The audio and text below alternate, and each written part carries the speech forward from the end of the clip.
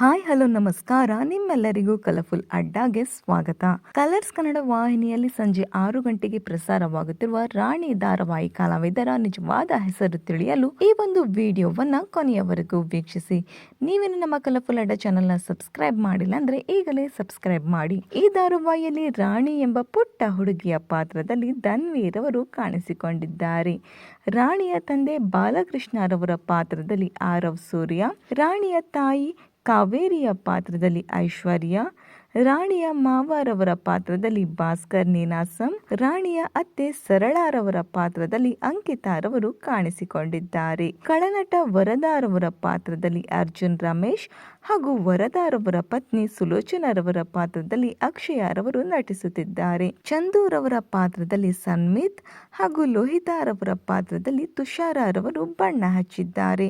ರಾಣಿರವರ ನಟನೆ ಈ ಧಾರಾವಾಹಿಯಲ್ಲಿ ನಿಮಗೆ ಇಷ್ಟವಾಗಿದ್ದರೆ ಕಮೆಂಟ್ ಮೂಲಕ ತಿಳಿಸಿ. ವಿಡಿಯೋ ಇಷ್ಟವಾಗಿದ್ದಲ್ಲಿ ಈ ಕೂಡಲೇ ಈ ಒಂದು ವಿಡಿಯೋಗೆ ಲೈಕ್ ಹಾಗೂ ಶೇರ್ ಮಾಡಿ. Thank you.